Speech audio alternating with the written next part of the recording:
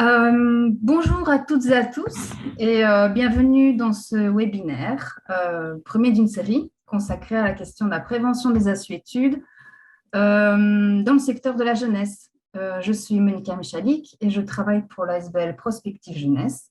Alors, pour ceux qui ne nous connaissent pas, Prospective est un service spécialisé dans la prévention des assuétudes en promotion de la santé.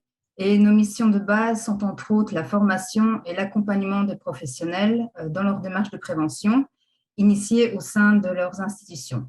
Alors, à mes côtés, il y a Patricia Bernhardt, ma collègue, formatrice et chargée de projet, et notre invitée, Isabelle Rocher, qui est co-coordinatrice de la maison de jeunes chez elle à Louvain-la-Neuve. Isabelle a accepté de témoigner aujourd'hui de la manière dont elle et son équipe ont été accompagnées par Prospective Jeunesse autour des questions de conso chez les jeunes. Patricia, qui a suivi ces accompagnements, apportera un regard plus méthodologique sur la démarche initiée par l'équipe de chez elle. Alors, avant d'entrer dans le vif du sujet, je vais juste passer en revue les aspects pratico-techniques de ce webinaire. Donc, si vous souhaitez intervenir pendant cette session qui, pour rappel, va durer jusqu'à midi, vous avez la possibilité de poser des questions via la fonction questions-réponses en bas, dans le menu bas de votre écran. Vous avez la possibilité de voter aussi pour des questions qui vous paraissent pertinentes et de les commenter. Nous avons prévu plusieurs moments pendant ce webinaire pour répondre à vos questions oralement. Donc, si vous aussi vous souhaitez intervenir oralement pendant ces moments-là, n'hésitez pas à nous faire savoir en activant la main levée qui est aussi dans les fonctions de votre menu.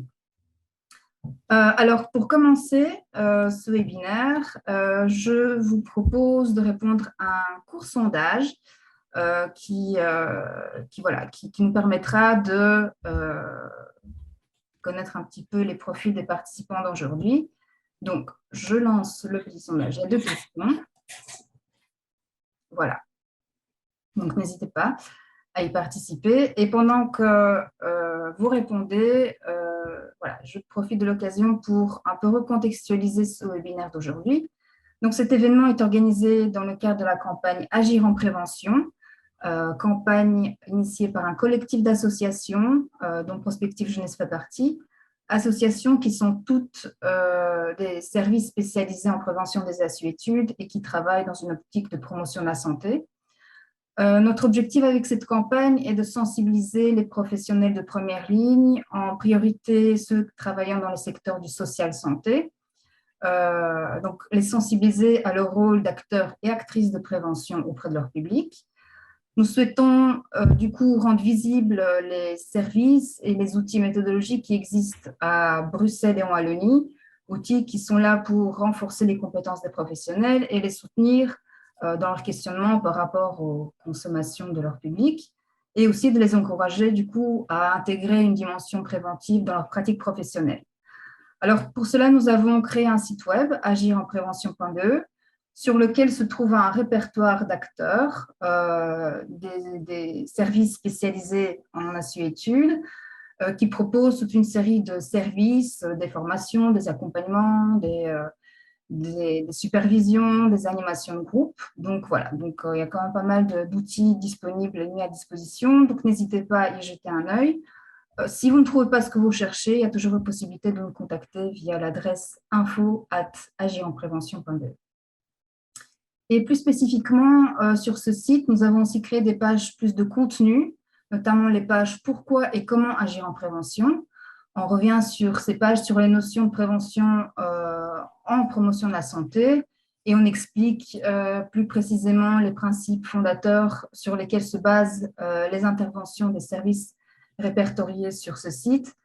On aura certainement l'occasion de revenir sur ces notions-là pendant le webinaire. Voilà, donc je pense je vais vous partager les résultats de l'enquête pour un petit peu voir quels sont les profils. Hop. Est-ce qu'on voit les résultats, Patricia? Oui. On voit les résultats. Ah, voilà. Donc, il y a quand même pas mal d'éducateurs et assistants sociaux, quelques psychologues, des coordinateurs. Et pour ce qui est plutôt des milieux professionnels, bah, il y a quand même pas mal de... C'est intéressant, il y a pas mal d'intervenants dans l'aide à la jeunesse, les maisons de jeunes et le social. Enfin, c'est quand même assez bien réparti. Voilà, intéressant de savoir ça. Voilà, je te passe la main à ce niveau-là. Parfait. Merci Monica. Et voilà, bienvenue à tous. Donc, ce qui va se passer aujourd'hui, donc, c'est que Isabelle va vous raconter en fait l'histoire d'un accompagnement, va vous faire le récit. Voilà, au départ de son vraiment de son vécu et le vécu de son équipe. Et moi, je vais venir ponctuer ce récit d'éléments peut-être plus méthodologiques, plus théoriques, qui, je l'espère, parleront à voilà, tous les profils qu'on a ici à travers l'enquête. Hein.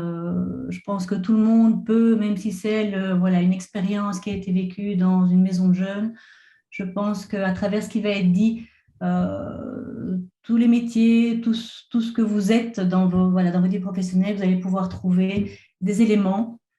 Et à travers ce qui va être dit, je vais peut-être vous demander d'avoir en tête, donc à travers hein, le webinaire, peut-être d'être attentif à trois aspects, donc trois points d'attention. Je vais vous demander peut-être de réfléchir à la place que les jeunes vont occuper dans cette démarche. Je vais aussi peut-être vous demander d'être attentif à la place que les produits, donc les substances psychotrophes, vont occuper dans la démarche aussi. Et peut-être de vous dire, tiens, à travers ce que vous allez entendre, finalement, qu'est-ce qui fait prévention dans ce qui va être raconté. Donc, trois points d'attention qui peut-être vont vous permettre voilà, de raccrocher et sur lesquels on pourra peut-être revenir en fin de webinaire. Alors, je voudrais quand même remercier Isabelle pour la collaboration et pour la préparation de ce webinaire parce que ça a vraiment été un moment très, très riche pour moi, en tous les cas, de pouvoir revenir sur ce qui a été, sur ce qui s'est fait, étant donné que, voilà, en général, c'est ce qu'on fait, hein, de revenir dans les équipes et d'essayer vraiment de travailler sur du long terme. Mais si, vu les événements qu'on a connus, le Covid et peut-être une crise en interne, hein, que peut-être Isabelle va en parler ou pas, ça ne nous a pas permis finalement de revenir. Et tout ce travail ici était vraiment pour moi un retour d'expérience très intéressant, en tous les cas pour ma pratique de formatrice. Et voilà, j'imagine pour Isabelle aussi de pouvoir se replonger dans ce qui s'est passé. Ça a été très, très intéressant. Donc vraiment, merci à elle d'avoir accepté de témoigner de cette démarche. Et alors, ce qu'on va vous raconter se structure en trois parties. Donc, la première partie va être consacrée à le point de départ, qui a été une demande qui nous a été adressée, et la compréhension un peu plus profonde de la problématique. Donc, voilà, dans quel contexte a émané cette demande, finalement, quelle était la problématique. Et il y a eu 2 rencontres pour vraiment essayer de comprendre les besoins de l'équipe et en quoi la question des consommations posait problème. Ça va être la première partie. Au terme de chaque partie, il va y avoir un espace de questions-réponses. Deuxième partie, on va être vraiment dans ce qui a constitué des moments de préparation, hein, de l'action qu'on va mettre en place. Hein, on va vous la raconter, ne vous inquiétez pas. De nouveau, un moment de questions-réponses après ça. Et troisième partie, l'action, l'événement, voilà, c'est une journée qui a eu lieu et de laquelle aussi ont émergé des pistes pour le futur. Et donc là, voilà, troisième partie, de nouveau clôturée par une session de questions-réponses. Donc, 3 grandes parties. Et je vais commencer par... je vais de temps en temps partager un écran pour vous montrer, pour illustrer un peu, parce qu'il y a eu quand même des choses intéressantes en termes de visuel, des productions. Ce n'est pas tellement de vous balancer un déroulé, parce que ce ne serait pas très... voilà. Alors, on n'est pas, ça peut-être qu'on va le dire aussi, on n'est pas des pros du webinaire, hein. C'est quand même un peu la première fois qu'on fait ça. Ce n'est pas forcément le reflet de nos pratiques, hein, puisque nous, on est dans des pratiques voilà, très interactives, très participatives. Ici, on est plus sur un mode, on va dire, un peu conférence. Voilà, c'est quand même utile. Et en tous les cas, c'est au service de la campagne de communication dont Monica vous a fait part. Alors, je vais partager mon écran et je vais lancer. Voilà, hop.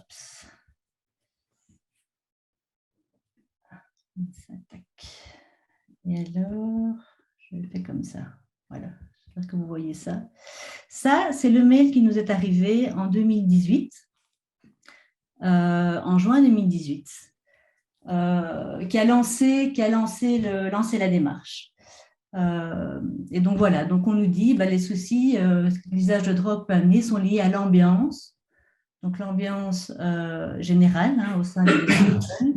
Se pose la question des limites, se pose la question des âges et de l'influence potentielle sur d'autres, sur les moins jeunes, sur les non-consommateurs aussi.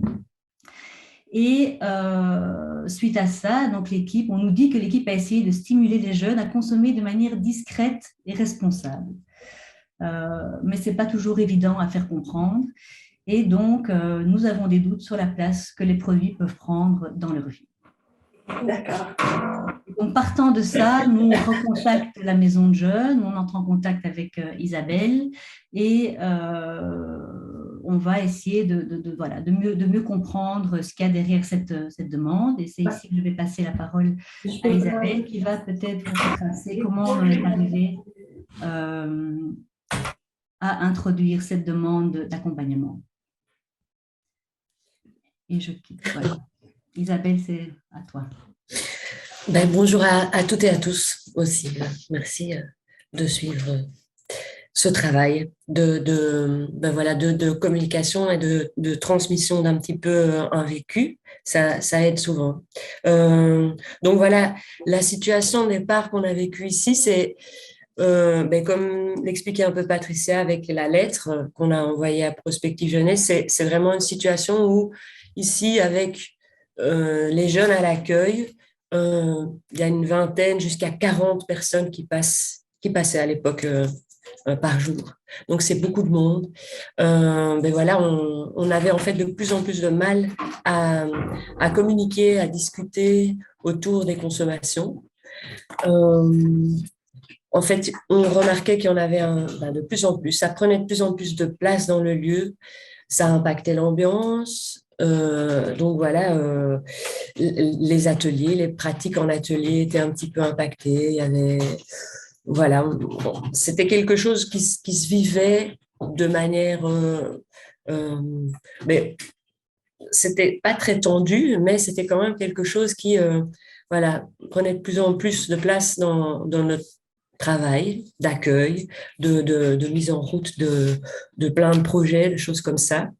Mais le vivre ensemble était aussi impacté parce que voilà, il y avait de plus en plus de petits groupes qui naissaient autour de tout ce public qui se côtoie de manière, enfin en règle générale, tout à fait paisiblement et bien. Et donc, ces petits groupes avaient tendance à s'isoler ou bien être dans des dynamiques un petit peu plus complexes. Enfin, c'était quelque chose, quand on parle de consommation discrète et responsable, voilà, on avait dépassé ce cap-là et notre contact avec les jeunes n'avait plus d'impact, où on sentait qu'en fait, on se confrontait à toujours on disait les mêmes choses, et donc c'était usant. Et il y a des jeunes aussi qui trouvaient qu'on commençait à être usés par ça et on s'interrogeait ensemble sur ces questions. Et donc, en équipe, on parlait de ça aussi également, de la tension que ça provoquait chez nous, de l'impact que ça pouvait avoir sur notre boulot dans nos ateliers, des choses comme ça. Et donc, c'est à ce moment-là qu'on s'est dit qu'il fallait qu'on s'équipe, qu'on fasse appel voilà, un tiers pour nous aider là-dedans. Et donc, c'est à ce moment-là qu'on contacte Prospective Jeunesse. Et à l'époque, c'était effectivement pour se former, au dialogue avec les jeunes, pour se former à des outils qui nous permettraient de faire évoluer ce même discours qui tourne en boucle et qui piétine et qui n'a pas vraiment beaucoup d'impact ou pas assez à notre goût, en fait. Et donc, voilà, on envoie cette lettre. Et donc, c'est à ce moment-là qu'on a une première réunion avec des personnes de Prospective Jeunesse qui viennent ici chez nous voir le lieu, peut-être aussi sentir l'ambiance, rencontrer l'équipe au complet, voir aussi qu'est-ce qui nous anime dans cette problématique-là, parce que ça impacte l'individu, ça impacte une équipe, ça impacte un travail, ça impacte le bien-vivre, voilà, ou le vivre ensemble de toute façon. Et donc, voilà, les questions qu'on évoque avec les jeunes et aussi avec l'équipe de prospective qu'il y a ici, ce sont des questions qui, voilà, avec le recul et à mon sens, sont des questions très générales, mais que énormément de lieux du secteur jeunesse vivent. Donc, on ne se sent pas, quand on fait appel à Prospective Jeunesse, on ne se sent pas dans un trou occupé à être mal et à se sentir coupable. Nous, on veut prendre ça en charge. Et donc, tout ce qui est lié à l'image d'une maison de jeunes, une maison de jeunes, c'est des drogués, c'est des fumeurs, c'est des jeunes qui sont voués à un échec social et compagnie. C'est certainement des choses que vous avez comme réflexion dans vos lieux peut-être. Ou des problématiques qui existent déjà avec l'image qu'on a des maisons de jeunes. On se l'a posé aussi.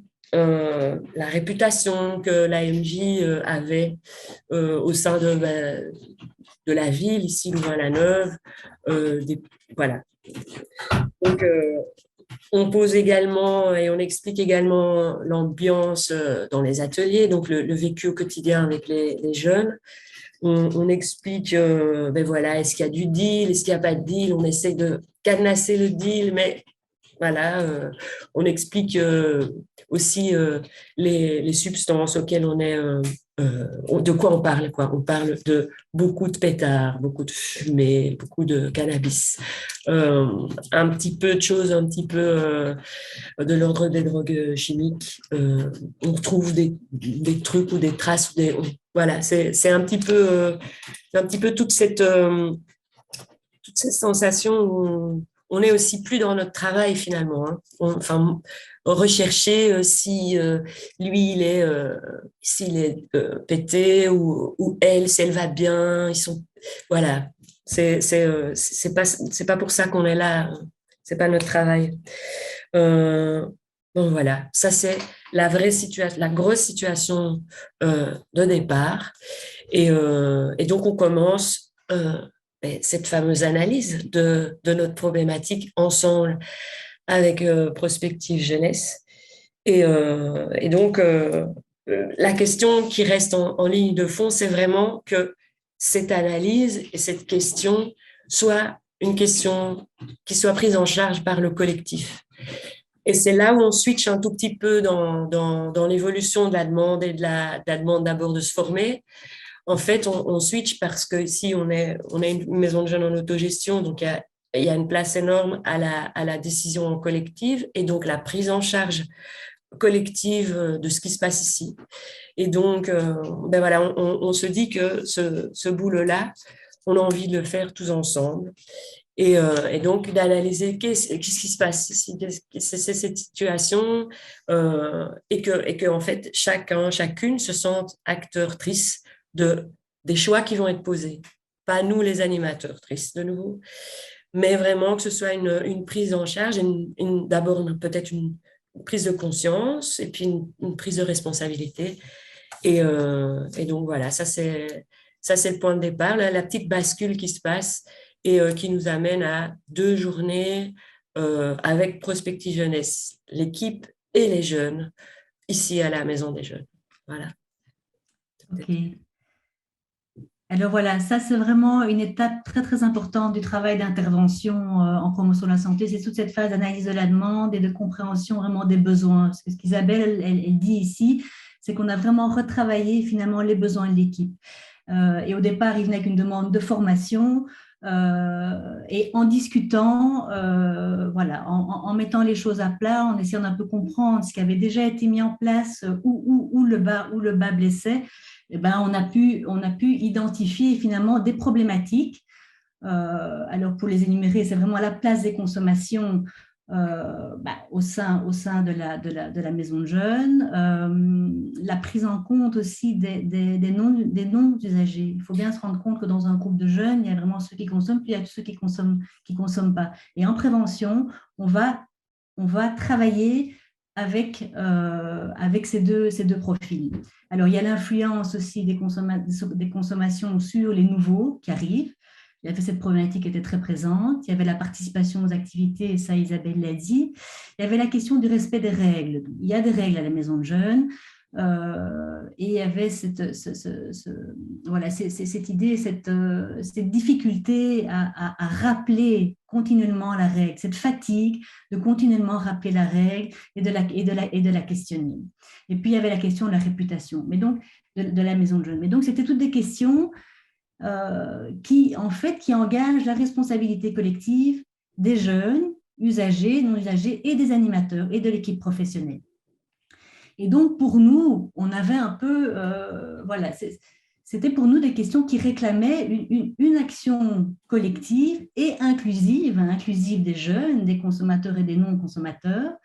Et donc, on s'est dit, en fait, l'idée, c'est peut-être de mettre en place un espace où on pourra réfléchir ensemble, où on pourra se dire, et où chacun aura une place. Et donc, cette piste, en fait, d'organiser une journée consacrée à cette thématique avec les jeunes, qui serait sous forme d'événements auxquels on va inviter tout le monde pour réfléchir ensemble, elle vient assez naturellement au fil des deux rencontres qui ont eu lieu en analyse des besoins. Et donc, on part sur cette piste-là. Alors, ici, donc, c'est l'analyse de la demande. Je ne sais pas si vous avez éventuellement des questions, c'est le moment de les poser. Par rapport à cette première partie, qui est vraiment la réception de cette demande, le travail autour de cette demande, je ne sais pas, où la situation, le contexte dans lequel ça prend racine. Si vous avez des questions, n'hésitez pas à les poser dans l'espace questions-réponses. Je ne vois rien pour l'instant. Alors, on va continuer. On va continuer. Et donc, ce qu'il faut bien se dire, c'est que cette analyse de la demande, où on se met déjà tous ensemble et on rediscute un peu de ce qui est, on est déjà au travail. Hein. On avance, la démarche a lieu, elle est entamée et il y a déjà beaucoup de choses qui se passent, notamment à travers cette question de représentation qui sont déjà en train d'évoluer et qui vont faire l'objet après d'un travail plus approfondi en deuxième partie. Et donc ici, on a vraiment travaillé en discussion, on n'a pas utilisé des outils d'animation spécifiques, c'est vraiment des échanges. Alors, j'ai une question. Lors des premières rencontres, les jeunes étaient-ils au courant que la thématique allait être celle-ci? Ont-ils été preneurs de cela ou a-t-il fallu la jouer fine? Et si Isabelle répond, oui. Oui. Mais en fait, ici, c'est une situation, donc le premier rendez-vous avec les jeunes, l'équipe et tout ça, et Prospective Jeunesse, c'est donc fin l'année, presque, c'est par là, non? Nous, la situation qui a commencé à cette dégradation, donc ça veut dire peut-être cette usure et cette sensation que les consommations ont augmenté, on la vivait depuis un petit moment. On essayait d'interagir dessus et de tenir le cap. Et donc, la discussion, elle était déjà présente. Elle était vraiment déjà présente. Il y avait ceux qui consommaient pas, ceux qui consommaient de manière occasionnelle. Tous ces gens, on était occupés à discuter en équipe avec eux. Et donc, à un moment donné, quand on leur a aussi témoigné de notre ras-le-bol dans cette situation qui évoluait pas, et il y avait des gens qui étaient aussi, tout à fait d'accord avec nous, que c'était une situation qui devait changer, d'autres qui disaient, ouais, je vais faire attention, ou t'inquiète, ou puis qui venaient plus, puis qui revenaient, bon. Et donc, cette situation, ce dialogue qu'on a avec les jeunes ici, il était clair et il était cash.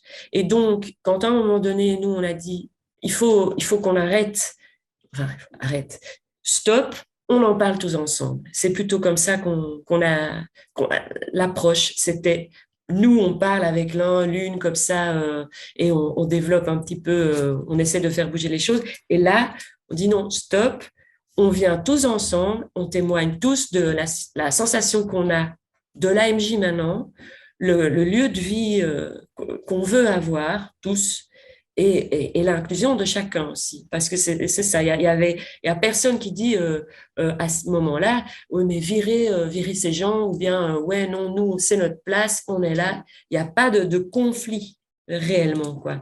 Il y a de temps en temps des gens qui sont moins à l'aise d'être là. Et donc, c'est là, ça, c'est peut-être un petit peu l'élément déclencheur où tout d'un coup, on se dit non, mais il faut absolument qu'on fasse quelque chose. Mais l'approche, elle est hyper cash, hyper claire. Et donc, quand on met nos petites affiches et quand on prévoit le rendez-vous, on explique ce qu'on va faire. On va parler des consos à la MJ. On va parler de la place que ça prend et on va parler allez, viens t'exprimer avec tout le monde, qu'est-ce qu'on ressent là-dessus. Voilà. Et en plus, on leur explique qu'on va être aidé et qu'il y aura des gens qui viennent pour en causer aussi. Il n'y a pas que nous, il n'y a plus que nous, en fait. Et donc ça, c'est peut-être un petit peu quelque chose qui les intrigue aussi, certains, certaines. Il y en a, je peux peut-être, voilà, je ne sais pas si je réponds à cette question d'abord. Voilà. Ce qui était intéressant peut-être dans la réponse et pour poursuivre le processus, il y a eu donc un moment consacré à la préparation. Donc en janvier, il y a eu un moment consacré à la préparation de cette journée. Et dans ce moment de préparation, les jeunes ont été invités. Donc, en fait, tout ce qui a été mis en place cette journée qui aura lieu le 2 février en 2019, elle a été co-construite par les animateurs et par les jeunes. Et donc ça, c'est vraiment très, très, très, très important, c'est qu'ils ont été acteurs de tout ça. Ils ont été acteurs de ce moment. Alors, certains sont venus en repérage en disant, tiens, mais on va parler des consos. Évidemment qu'il y a une méfiance des jeunes. Mais à quelle sauce on va être mangé? Qu'est-ce qui va nous arriver? Qu'est-ce qu'on va nous dire? À consommer, c'est mauvais pour la santé, on va nous rappeler le cadre légal, on va nous dire, enfin voilà, donc on va peut-être être stigmatisé, c'était pas du tout ça l'idée. Et donc en fait, la participation de certains jeunes à cette préparation a permis finalement de diffuser après dans la communication un message, en fait venez, donc voilà, entre pairs, ils se sont dit, ben, venez en fait, c'est sans danger, ça va être chouette, c'est abordé de cette manière-là, la parole est ouverte, on peut dire ce qu'on veut, on est pris au sérieux, et donc ça a permis finalement d'inviter les autres jeunes peut-être un peu plus méfiants à la journée du 2 février.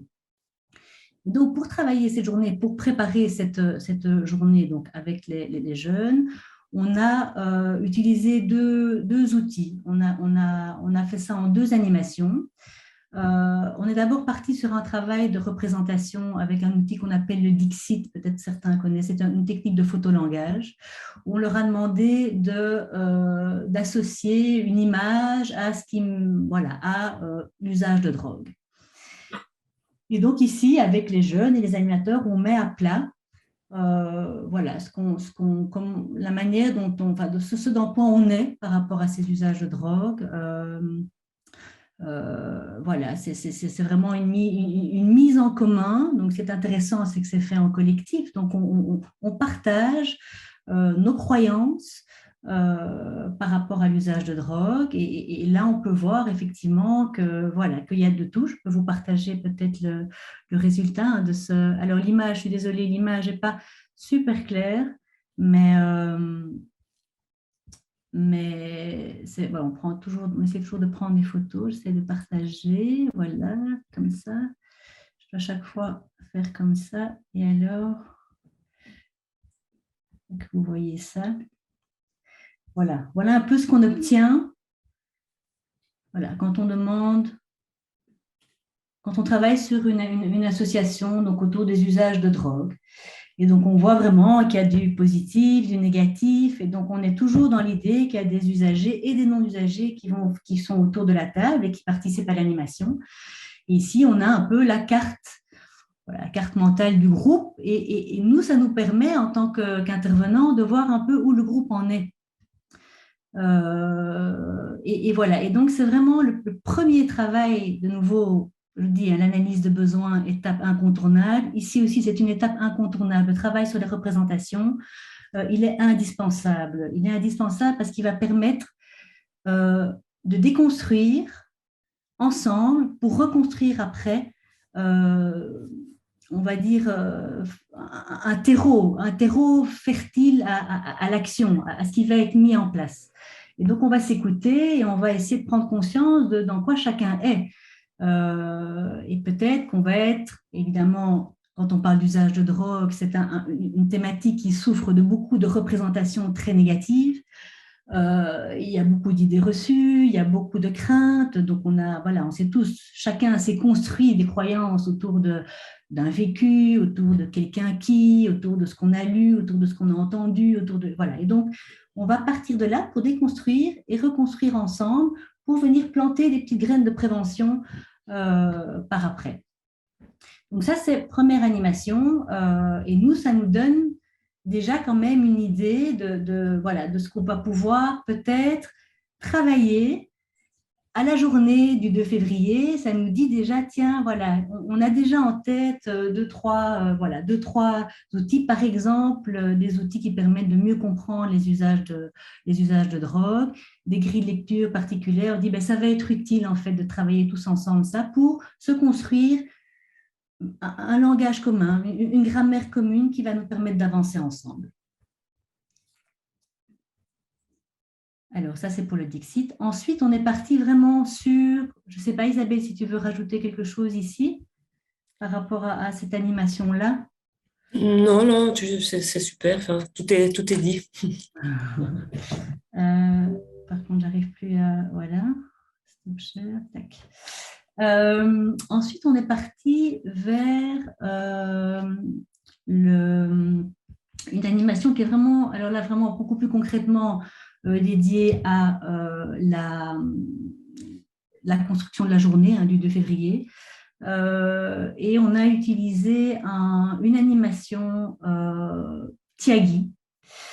Je ne sais pas si on a certains d'entre vous qui connaissent Tiagui. Donc, c'est les jeux cadres Tiagui. Ce sont des dispositifs d'animation.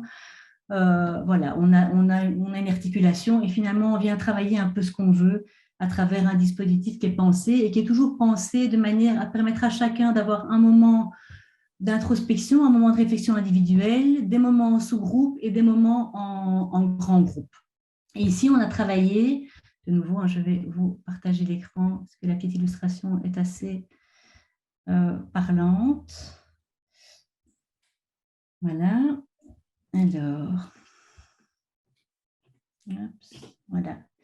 C'est une animation qui s'appelle Cherchons ensemble. Et donc, on est parti sur la question de finalement, quelles seraient les craintes et éventuellement les attentes par rapport à une journée consacrée à la thématique des usages à la maison de jeunes. Et donc, vous voyez ici le dispositif. Donc, on distribue des cartes chacun met sur une carte, on reçoit 4 cartes, met sur une carte finalement voilà, une crainte ou une attente par rapport à la journée. On remélange le tout, on distribue 3 cartes à tout le monde. On peut aller au marché des cartes, on peut échanger avec les autres, on peut aller se servir sur une table, voir voilà, finalement, qu'est-ce qu'il y a peut-être des choses plus importantes que ce que moi j'ai dit. Tiens, ça, je n'y avais pas pensé, c'est vrai que c'est important, c'est vrai que ça fait écho. Il y a des discussions qui se font en sous-groupe. Et puis, on départage et on demande d'illustrer ce qui a été dit, ce qui a été sorti, ce qui a émergé sous forme de dessin, sous forme de poster. Et donc, chaque groupe va dessiner va illustrer, on va dire, ce qui s'est passé dans le groupe. Ça, je peux vous montrer aussi parce que c'est pas mal. Je suis désolée, je chipote un peu avec le partage d'écran. Mais ici, voilà.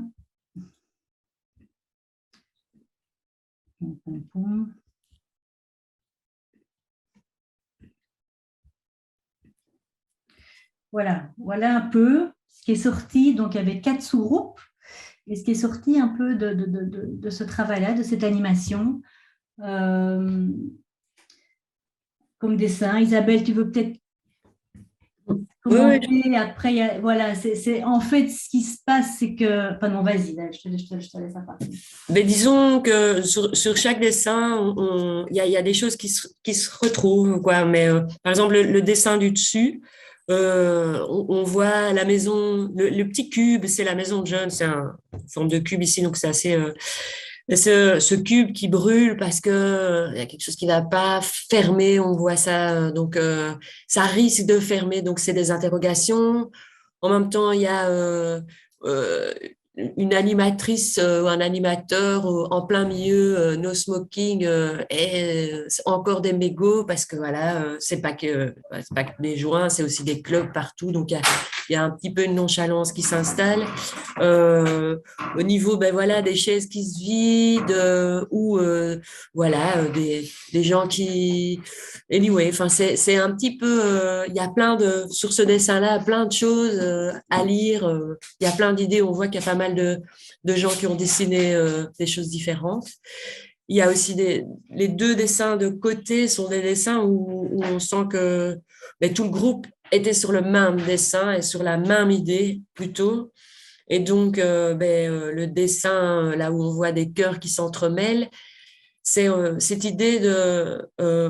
voilà, il y a des petits groupes, il y a des groupes de gens qui se connaissent plus que d'autres. Et en fait, on veut être tous ensemble pour cette fameuse journée qu'on va vivre dans le vif du sujet, j'ai envie de dire.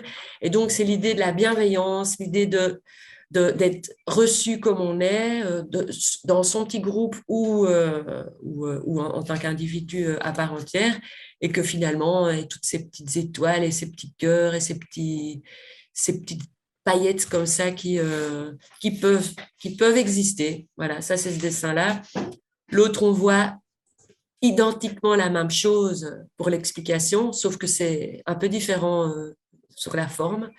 C'est des petits groupes, voilà, ils sont là, et puis tout d'un coup, hop, ils se relient, hop, pour en former plus qu'un avec tous les individus de chaque groupe qui se retrouvent dans un cœur au lieu de dans un carré. On voit dans ces différents ensembles qu'il y a des plus petits, des plus grands, par exemple, où il y en a un qui fait un petit peu une moue de pas content comme ça, et puis d'autres qui sont tout à fait basiques.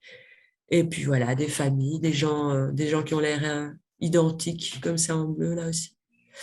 Et alors l'autre dessin d'en bas, il montre la MJ au milieu, un endroit qui est central, on sent, dans l'existence des gens qui ont décidé ça, j'ai l'impression, moi ça c'est ce que ça me parle. Et puis voilà, un groupe de gens qui sont sur une table avec la musique, voilà, ils sont cool.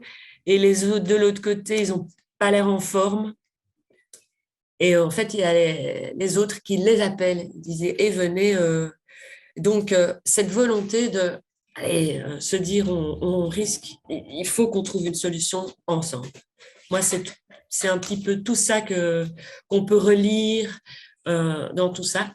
et donc des angoisses peut-être ou des craintes sur le jugement, mais avec voilà, cette réflexion de se dire, on a envie d'être ensemble et on sait qu'être ensemble dans ce lieu et dans cette maison de jeunes, c'est un peu sensationnel. Voilà, on a de la chance. Il y a plein de gens qui nous disent ça aussi. Donc, voilà, et on a de la chance, mais pas n'importe comment peut-être alors. Donc, pour que tout le monde s'y sente bien, ça, il faut se questionner ensemble. Voilà, ça c'est... Ok. Et donc voilà, ici c'était cette journée préparatoire hein, qui nous a on en discutait avec Isabelle en préparant cette session, qui on pense a vraiment permis aux jeunes qui ont participé de comprendre qu'ils allaient dans quelque chose de non jugeant, de comprendre qu'on allait leur donner la parole, de comprendre que voilà qu'ils allaient participer finalement à cette question de mieux fonctionner ensemble. Hein. Et donc, ça a fait diffusion. Voilà, on pense que ça a permis quand même à une certaine participation à cette journée du 2 février qui va arriver. Mais avant ça, par rapport à cette partie-là, je ne sais pas si vous avez des questions par rapport à cette préparation, à cette manière dont on a construit cette journée. Je remets mes questions-réponses. Voilà.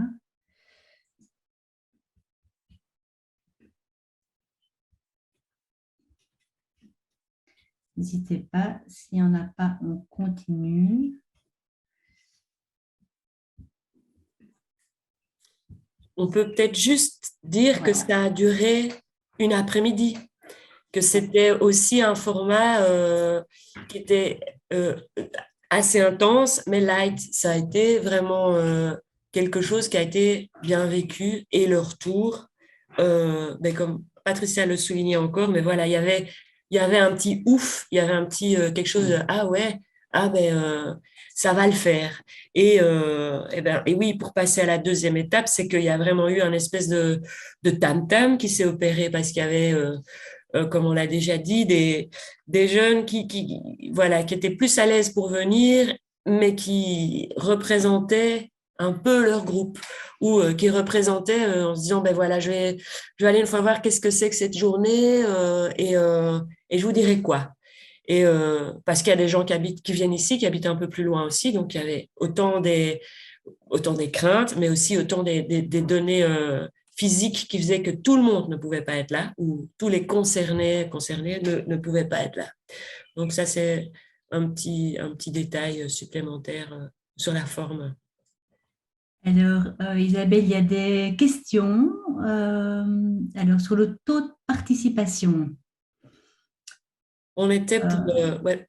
Il y avait une trentaine de jeunes, 30-40 jeunes qui sont venus. À la journée du 2 février. Hein. Oui, alors, il y a une autre question. Donc, on interroge voilà. Est-ce qu'avant de démarrer la journée, vous avez une vue sur le type d'usage de drogue et la quantité? Alors, voilà. Donc, ça, c'était un peu... Ça fait référence un peu au point d'attention que j'avais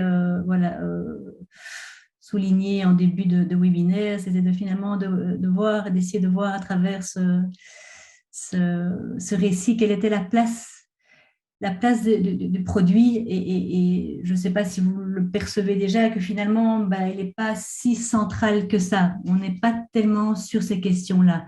Dès le départ, on n'est pas sur ces questions-là. Et dans ce qui va être mis en place non plus, ça vient, certains jeunes vont peut-être en parler.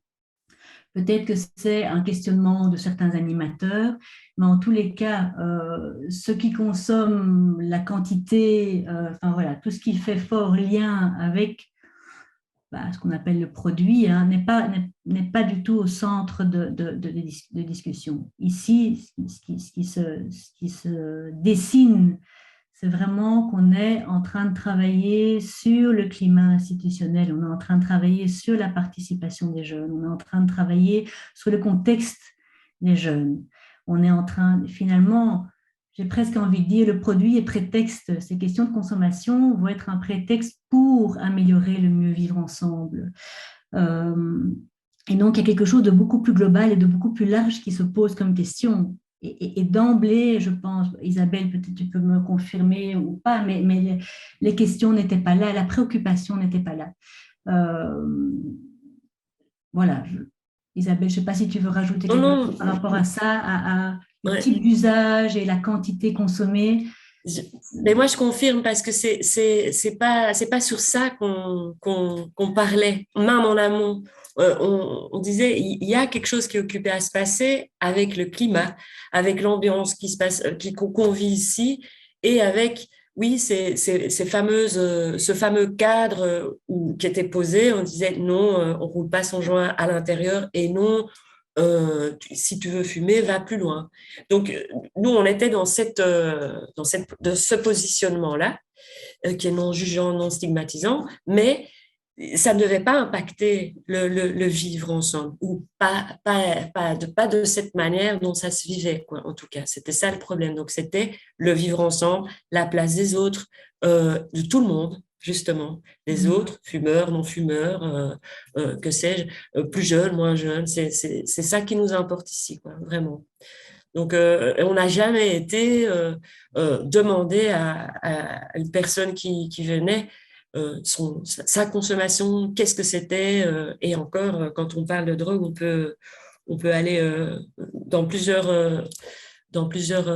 niveaux. Et voilà, il y a les écrans, tout ce qu'on connaît d'autres drogues qui pourraient aussi, plusieurs types d'addictions. Donc, on ne va pas focaliser sur l'un ou l'autre et le juger négatif. Ce qui est important, c'est, voilà, toujours, on va encore le répéter, je crois, mais le vivre ensemble ici, dans ce lieu. Ok. Alors, est-ce que la rencontre a été organisée durant les heures d'accueil ou en dehors des heures d'accueil? Oui, dans les heures d'accueil, il me semble que c'était un samedi. Et c'était du 13, 17, 18 par là. 13, 17, je dirais.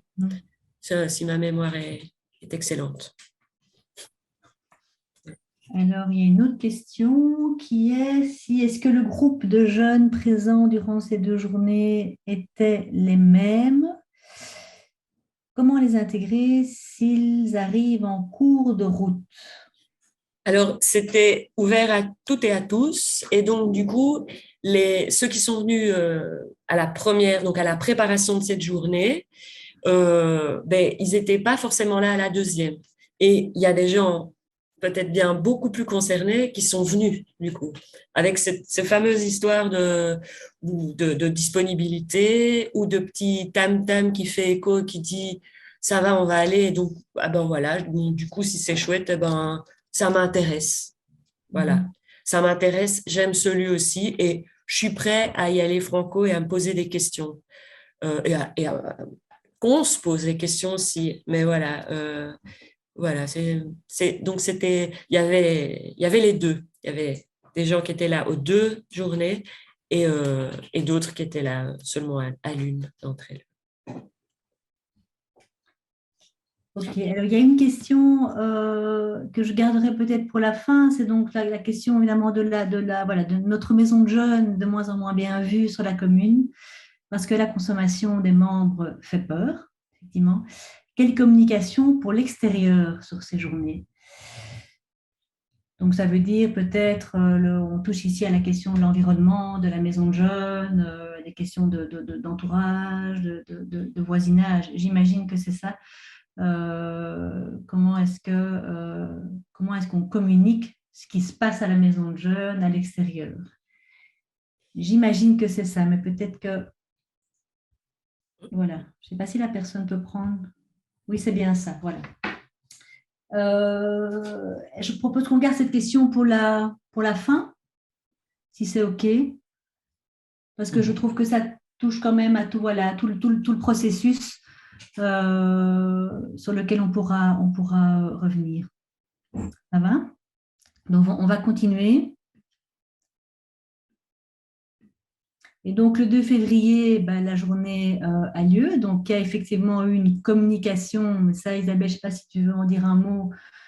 Ben, une invitation, hein, quelque chose, des visuels qui, voilà, Ouais. qui annonçaient la journée.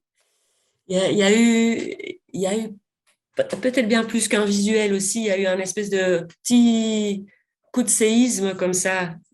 Euh, En fait, il y a eu l'organisation d'une fête de nuit avec de la musique électronique qui s'est passée. Donc, c'était une coutume ici, 2 ou 3 fois par an, de faire ce type de soirée. Ce type de soirée qui, ben voilà, où certaines personnes consomment de manière de nouveau, voilà, enfin, non problématique, on va dire ça comme ça. Et ben, il se fait qu'en fait, il y a 2 jeunes qui, l'après-midi, sont arrivés, qui étaient au courant de la soirée et qui ont décidé de prendre du Xanax périmé. Ils sont tombés là-dessus et donc ils se sont dit, ouais, voilà, c'est la fiesta, on va y aller. Et ben, bien sûr, ça ne leur a pas fort réussi. Ils sont un peu juste tombés KO. Nous, on a eu peur, on ne savait pas ce que c'était comme, enfin voilà, qu'est-ce qu'ils avaient consommé. Donc, il y a eu, voilà, il y a eu une grosse histoire là-dessus. Et ben, du coup, euh, on a décidé, l'équipe, suite à cet événement-là, de fermer l'accueil. Parce que là, c'était un espèce de... Nous, on ne savait même plus très bien comment se positionner là-dessus de nouveau. On avait commencé le travail, il y a cet événement, voilà, ça se passe là, quoi. Il y a cet événement, la temporalité fait que, donc on se dit, ben voilà, la deuxième journée est programmée, on va la faire, mais entre-temps, on ferme l'accueil et on communique. On est à la porte en disant l'accueil est fermé, qu'est-ce qui s'est passé? Oui, oui, je suis au courant, on a des... Ben oui, mais c'est pas nous, il faut pas nous punir. Non, non, non, c'est pas une question de punition, c'est une question maintenant, on doit mettre le haut là et il faut, en plus de ça, qu'on ait un maximum de gens qui viennent à cette journée parce que il faut qu'on avance avec cette question et voilà quoi. Donc cette fameuse soirée, elle est vraiment presque pile entre les deux journées. Donc il y a pas non plus forcément un lien à en tirer, mais donc voilà. Euh,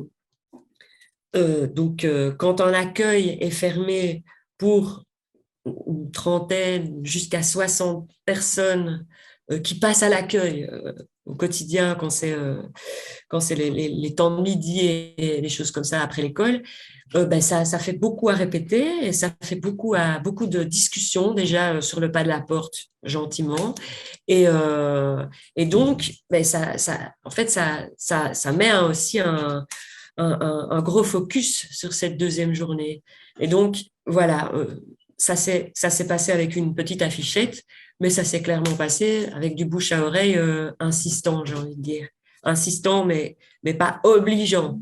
Attention, on n'a obligé personne à venir et on n'a jamais pointé du doigt à qui que ce soit en disant il faut que tu viennes parce que ça te concerne.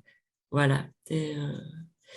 Euh, donc, ça, c'est la deuxième journée qui commence. Et là, il y a aussi une petite tension qui fait, ben oui, on se sent puni et on comprend très bien. Et donc, maintenant, qu'est-ce qu'on fait? On vient à la journée aussi pour se dire, alors on trouve quelle solution, qu'est-ce qu'on va mettre en place et comment, quel travail on nous propose aussi, hein, quel travail collectif on se propose pour trouver la solution qui permet à tout le monde à l'accueil de réouvrir surtout et aussi surtout voilà, à prendre ces questions en charge et voilà, c'est une petite sensation de ça va pas être gagné et quels débats vont être amenés. Donc voilà, ça c'est le point de départ de la deuxième partie. Je sais pas si tu passes. Va être organisé Ok.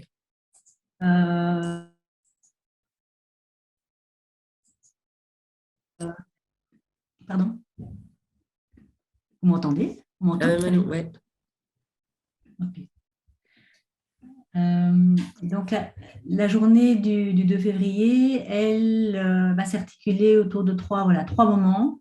Voilà, pour lesquels on va utiliser des outils d'animation assez spécifiques. Donc là, on est vraiment dans le travail voilà, autour de la question des assuétudes, la question des usages de drogue, la question de la dépendance, les questions de bien-être. Et on va travailler ça tous ensemble. Et on va commencer avec un outil voilà, qui est un outil vraiment qu'on utilise beaucoup, qui est un de nos outils phares, qui s'appelle l'échiquier. Et donc, c'est vraiment, c'est un outil qui permet de repenser la question, la place des consommations à travers des questions de motivation, de bien-être, et donc on part sur une ouverture à finalement comment est-ce que dans la vie je me fais plaisir, comment est-ce que dans ma vie je me détends, comment est-ce que dans ma vie je me donne la pêche quand j'en ai besoin, et voilà, qu'est-ce qui finalement dans ma vie, ce dont je ne peux pas me passer. Et donc on alimente un tableau avec les réponses de chacun à ces quatre questions. Et donc ici, je vais vous partager de nouveau l'écran pour vous montrer un peu ce qui est ressorti.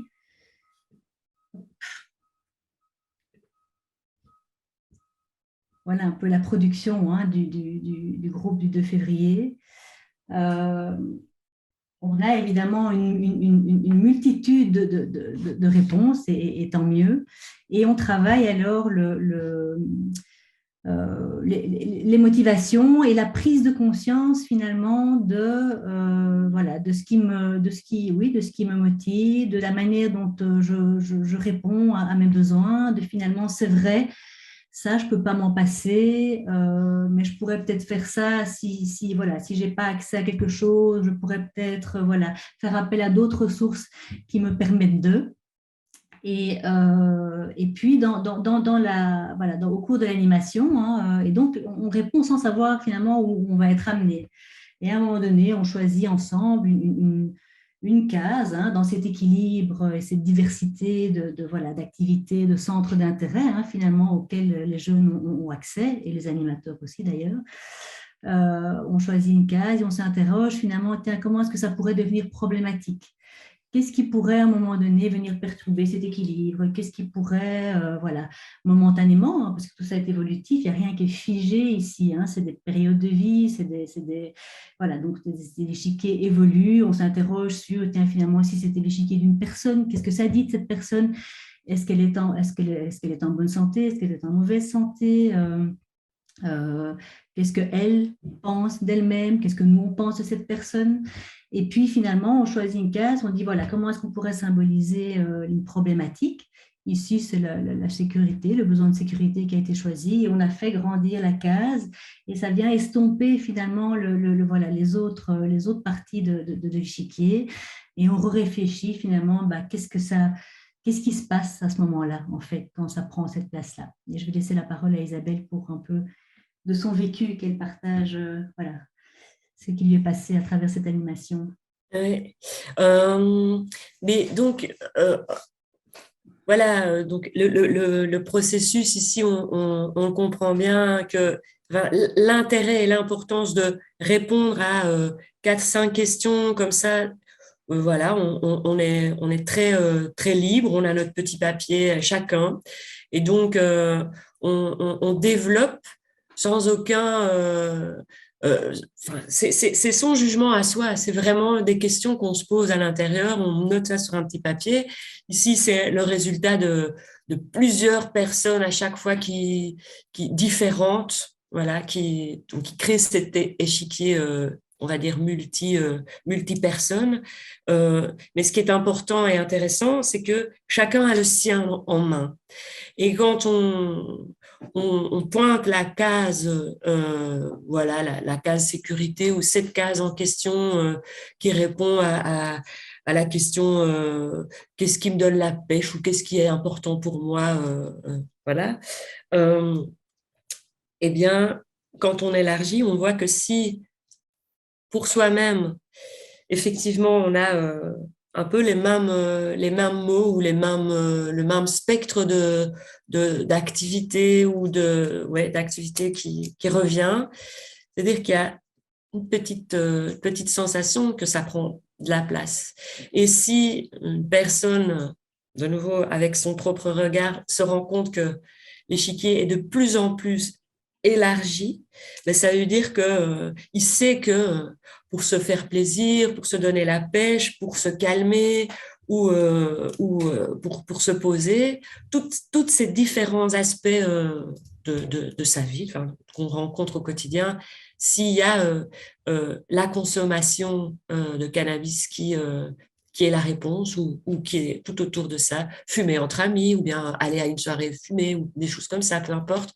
Mais il ou elle s'aperçoit tout simplement que oui, ça a une importance, ça c'est occupé peut-être à encombrer un peu tous ces aspects de sa vie et du coup c'est une introspection qui est occupée à se passer et cette introspection-là, ben c'est prendre conscience de la place d'un produit dans ta vie.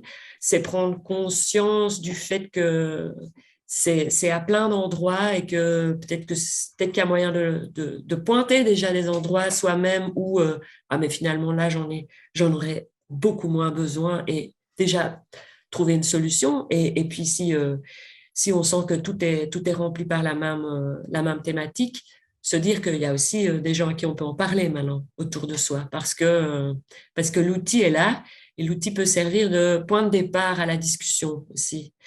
Donc voilà, c'est vraiment quelque chose qui révèle énormément de choses.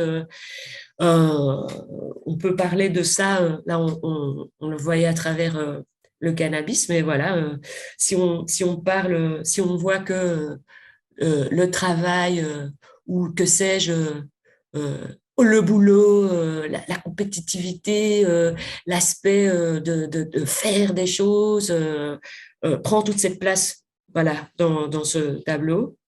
Mais c'est que quand tu vas arrêter de travailler, il va y avoir un gros souci dans ta vie, il n'y aura plus rien. Et c'est la même chose avec voilà.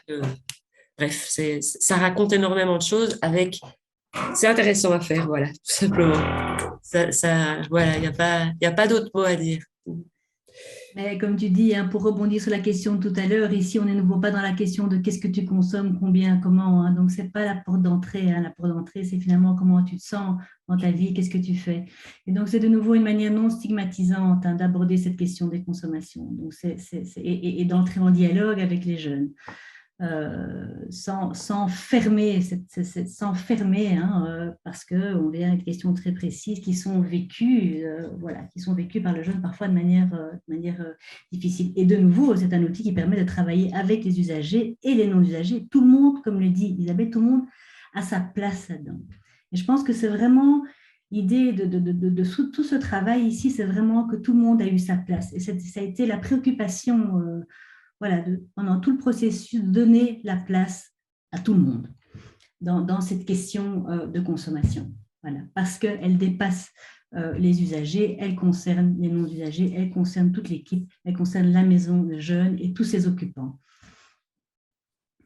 Alors, après ça, on a travaillé, on a essayé de partager ce que nous on appelle une grille lecture. Hein. C'est un modèle qui permet de mieux comprendre les usages de drogue. Et on a fait travailler le groupe autour de situations, de 4 situations qui sont des situations fictives. Et dans chaque situation, il y a un élément qui change, qui fait que la situation n'est pas la même, qui fait que finalement le résultat ne se passe pas de la même manière. Et donc, c'est un jeune qui consomme un produit dans un contexte, voilà, et ce jeune, il est comme ça, il est dans cet état d'esprit-là, il a vécu ça, il consomme un produit, voilà, tout à fait, on va dire tout à fait safe parce qu'il l'a reçu de quelqu'un de confiance. et il est dans un contexte de fête, je ne sais pas, de fin d'examen, et tout se passe bien. Et puis on change un élément, voilà. Et on a demandé en sous-groupe, aux différents groupes, de travailler autour de situations et d'essayer de conceptualiser voilà, les facteurs qui entrent en compte dans les situations de consommation et qui font qu'une situation n'est pas l'autre. Et qui font comprendre et prendre conscience que finalement, le produit n'est pas tout. Voilà, il n'y a pas un produit égal un effet, égal un consommateur. C'est plus complexe que ça. Il y a d'autres éléments qui entrent en compte. Alors, je vais chercher de nouveau mon écran partagé. Pour quitter ceci. Isabelle, tu peux enchaîner si tu veux. Hein. Je vais montrer les productions. Donc, en gros, voilà, en sous-groupe, on analyse donc 4-5 situations avec des légères différences, des points communs, voilà. Et donc, l'idée, c'est de se poser la question, qu'est-ce qui ferait que la personne d'une situation soit dans un contexte favorable pour consommer, ou de quelle manière elle vivrait une consommation responsable ou safe, voilà. Et donc, par exemple, le dessin du dessus, là, mais on voit le rond en dessous, c'est qu'est-ce que tu consommes. Voilà, il y a il y a les champignons, les machins, les médicaments, tout ça, les joints, tout le monde voit bien. L'importance, c'est au niveau du produit, eh ben, il faut savoir ce que c'est, peut-être qu'est-ce que ça fait et d'où il vient,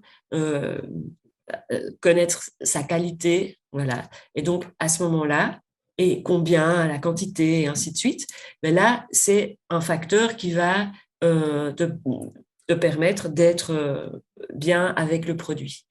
Le rond qui se trouve du côté droit, c'est l'humeur.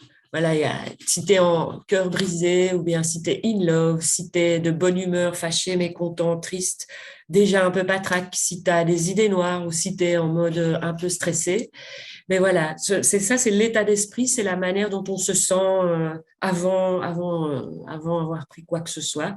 Ça va influencer sur le fait que tu vas avoir une bonne expérience ou non. Et pas que, de nouveau, c'est aussi l'aspect de où ça se passe, avec qui, la situation. Si c'est, ça c'est le rond de gauche, où et voilà, là on voit un espèce de deal où il y a de la monnaie, où c'est très, enfin voilà, où on voit il y a des, au niveau du contexte où ça va se dérouler, a une importance aussi. Et donc, c'est les 3 facteurs de soi-même, le produit et où ça se passe, en présence de qui aussi. Si tu es seul, si tu vas faire ça avec des gens et avec quelqu'un qui va toujours être près de toi pour être en mode voilà, moi je vais pas consommer et je fais attention, voilà, si c'est ta première expérience ou pas, et ainsi de suite. Donc c'est vraiment ça que ça révèle, c'est en voyant toutes les 5 situations, mais on trie, là ça c'est un truc qui va être moins bien. Là, c'est quelque chose qui va être, elle est bien entourée, mais elle ne sait pas ce qu'elle prend, ou lui, il est en rupture amoureuse, il est avec des potes et il décide de prendre quelque chose. Et donc voilà, on voit qu'il y a finalement un espace où, quand on est dans le bon, dans la bonne situation, avec un produit correct et dans un état d'esprit OK, et ben voilà, ça équivaut au petit bonhomme qui est là au milieu, qui voilà, vit son expérience et dans laquelle il est en sécurité, safe, donc c'est OK, il maîtrise quelque part un petit peu sa consommation et il est conscient de ce qu'il fait dans un point de départ. C'est identique pour le dessin de gauche. Il y a aussi, là il faut un petit peu plus lire, mais voilà, si tu n'as pas de connaissances sur le produit, c'est peut-être quelque chose, il faut être vigilant à ça. Si tu as une pression familiale ou un contexte stressant, c'est quelque chose qui va peut-être influencer de manière négative. Et donc ça, c'est plutôt la liste des choses qui sont un petit peu comme ça, le contexte négatif, mélange de substances. Ça, c'est des choses qui vont pas te permettre de vivre une expérience safe, en confiance et sécurité, quoi. Et donc là, c'est quoi? Voilà, on comprend bien que l'analyse de ces cas ont mis en exergue des choses qui potentiellement pouvaient poser problème. Et donc là, le troisième dessin, il est un peu plus compliqué à expliquer, mais donc voilà, ça s'est fait plus par directement, c'est de l'analyse microscopique avec dans la situation 1, ça se passe ça, là ça c'est bien, et la 2, c'est pas bien, la 3, donc je vais peut-être pas m'attarder dessus parce que les autres sont vraiment très, très explicites. Et donc, ça permet aux personnes qui vivent ça en groupe et entre autres aussi individuellement, de pointer en fait pour elles et eux vraiment, ah oui, je m'étais peut-être jamais posé cette question. Il faut faire attention, hein, c'est pas des gens qui sont non plus dupes, ils comprennent déjà ça pour certains. Et donc, mais par contre, pour ceux qui n'ont peut-être jamais consommé, ça leur montre que, ah oui, je pourrais maintenant ne plus avoir peur pour toi.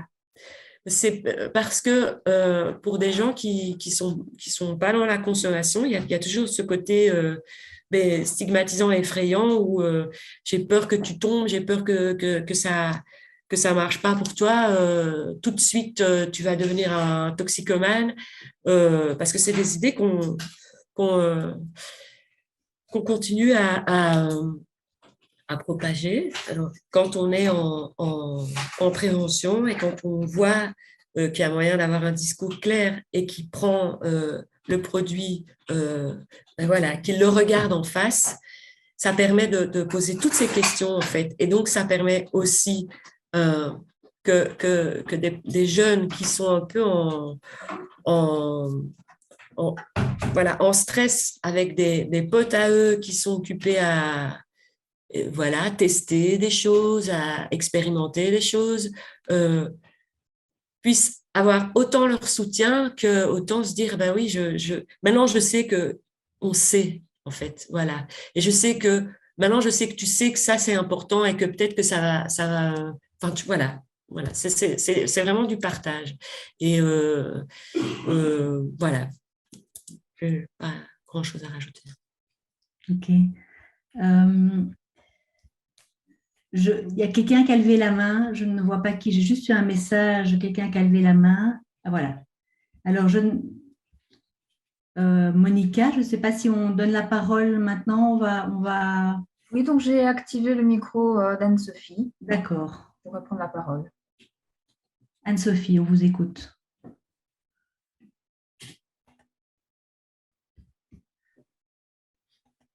Anne-Sophie n'est pas là. Le micro est désactivé, en fait. Bon. Il y a toujours la possibilité de poser sa question par écrit. Anne-Sophie, on la reprendra par après, on va continuer. Donc ça, c'était le deuxième moment de cette journée. Oui, de cette journée. Voilà, c'est vraiment la compréhension un peu plus complexe de ce que c'est un usage de drogue. Prise de conscience aussi, de nouveau, trois pôles très importants dans les usages de drogue. C'est vraiment un modèle très central on va dire, en addictologie, je ne sais pas comment il faut le dire, en prévention aussi, parce qu'en fait, ces trois points du triangle sont aussi des portes d'entrée pour faire de la prévention. Ce sont des portes d'entrée pour entamer le dialogue avec le jeune, pas toujours passer par la piste produit, et c'est souvent le cas, comme l'a dit Isabelle, souvent on aborde la question des consommations par le produit, on centre les actions de prévention sur le produit, on discute produit. Et en fait, on voit que dans cette dynamique voilà, qui est beaucoup plus complexe, il y a vraiment d'autres facteurs, d'autres déterminants hein, de la situation qui sont peut-être intéressants d'aller explorer, peut-être intéressants de questionner et peut-être intéressants de mettre au travail. Et voilà. Troisième partie de la journée, on est parti sur un débat. Voilà, un débat avec tout le monde. Donc vraiment, on a utilisé un outil d'animation qui s'appelle le Phraseby, qui est, voilà, qui permet d'organiser un débat. Et donc l'idée, c'est qu'on met en pâture, on met des phrases, des affirmations. Et ici, on a été repêcher tout ce qu'on a attendu. Ce qu'on a entendu à travers cet accompagnement. Et donc, on est ici déjà en train on arrive sur la question des pistes qu'on pourrait mettre en place, hein, des pistes qu'on pourrait, après cette journée, qu'on pourrait concrétiser. Et on lance des affirmations, on travaille en sous-groupe et chaque groupe va essayer de se mettre d'accord sur certaines affirmations ou ne pas se mettre d'accord ou juger que ce n'est pas intéressant.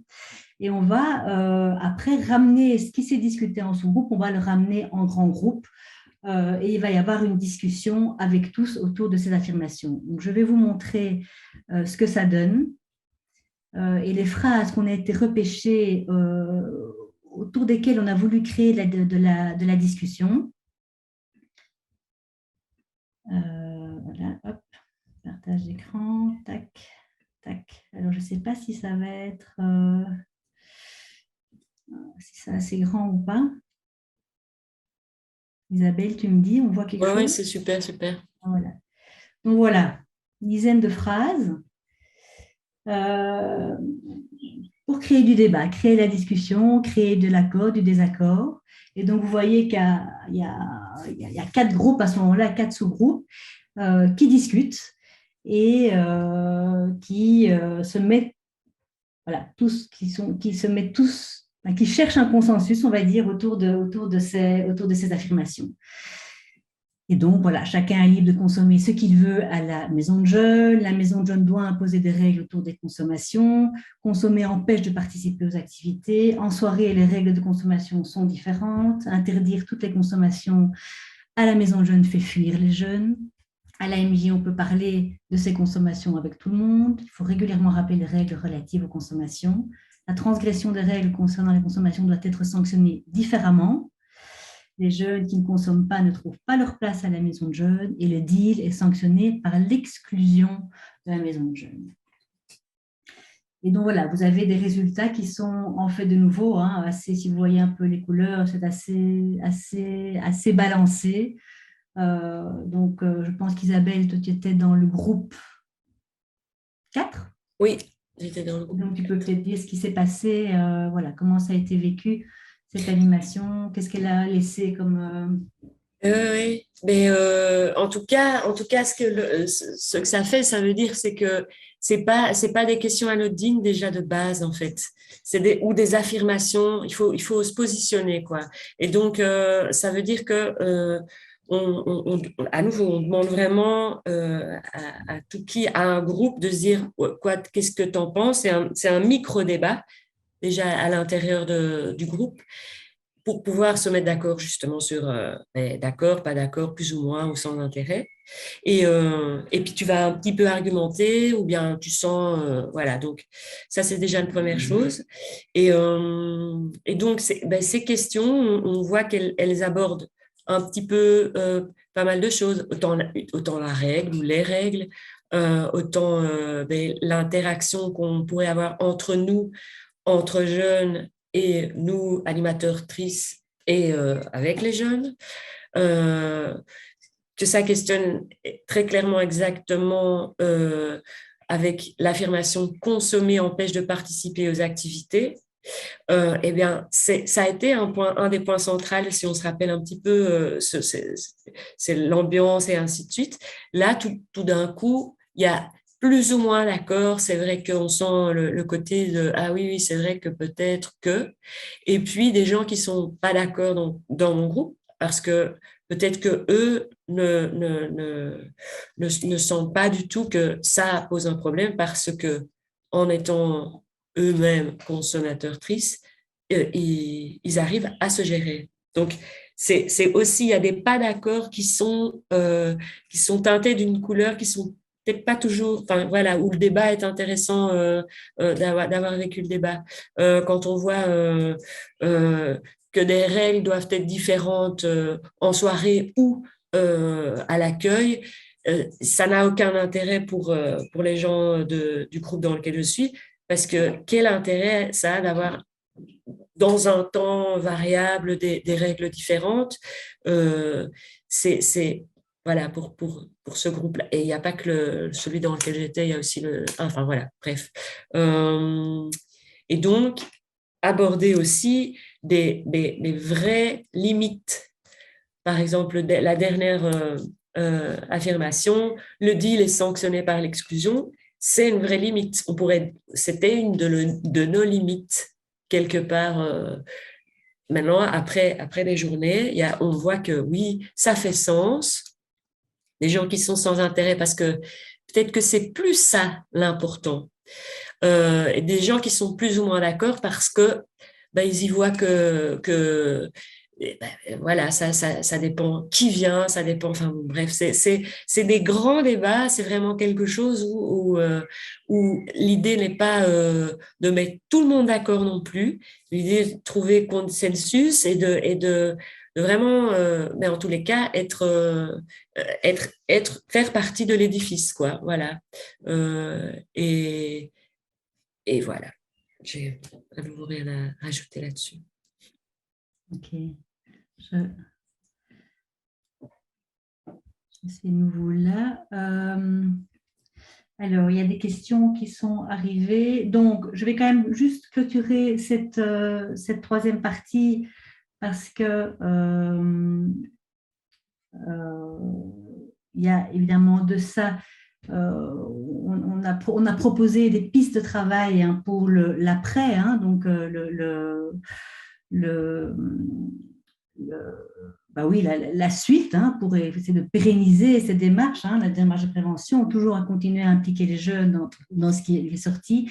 Évidemment, voilà, vu les circonstances voilà, de ce qui s'est passé, on n'a pas pu concrétiser, par exemple, l'idée de rédiger une charte collectivement ou d'un règlement spécifique autour des consommations, avec une manière de repenser peut-être les sanctions, hein, parce que c'était quand même bien sorti des discussions.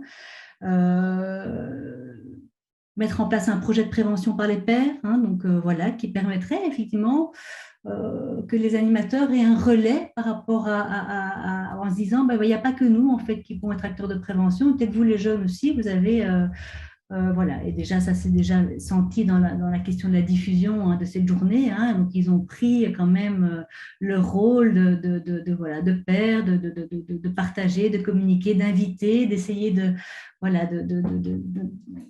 d'avoir de la participation à ce qui se fait. Il y avait l'idée aussi de formaliser un groupe de travail hein, sur les consos, voilà, pour poursuivre hein, la réflexion. Et alors, il y avait cette idée quand même d'organiser une formation qui serait sur les aspects de la prévention, aussi la réduction des risques. Voilà, donc ça, c'est ce qui est sorti. On en est resté là jusqu'au moment où on a pris contact avec Isabelle pour ce webinaire et pouvoir revenir. Donc voilà, peut-être que maintenant, ça va être déclenché. Je pense que tu peux dire un mot sur l'équipe. Évidemment, l'équipe n'est plus la même aujourd'hui. Je te laisse la parole parce que ça dit quand même quelque chose de la continuité de ce qu'on met en place. Oui. Mais voilà, la continuité, c'est que une équipe de maison de jeunes, ça change, tout le monde le sait. Et donc, l'idée, là maintenant, il y a encore 2 personnes dans l'équipe qui ont participé à ces journées, à ce processus. Moi, personnellement, j'ai acquis voilà, une vision, un bagage. Je me sers encore de ces outils. Enfin voilà, ils sont là pour pour le dialogue avec un jeune qui pourrait me parler de sa consommation. Ça, c'est des suites dans les faits. Ça veut dire qu'il y a encore des jeunes qui ont participé aussi à ces formations, qui ont continué à venir et qui sont revenus après le Covid. Et donc, et voilà, c'est des gens qui ont encore ça aussi. On a vécu quelque chose et ben voilà, du coup, ça se, ça reste quoi, ça reste ici dans le lieu, même si les équipes changent et même si les jeunes, ben voilà, eux aussi ne fréquentent plus ou quittent Louvain-la-Neuve, peu importe. Ce que moi je dois enfin voilà, le après, mais la situation, elle est redevenue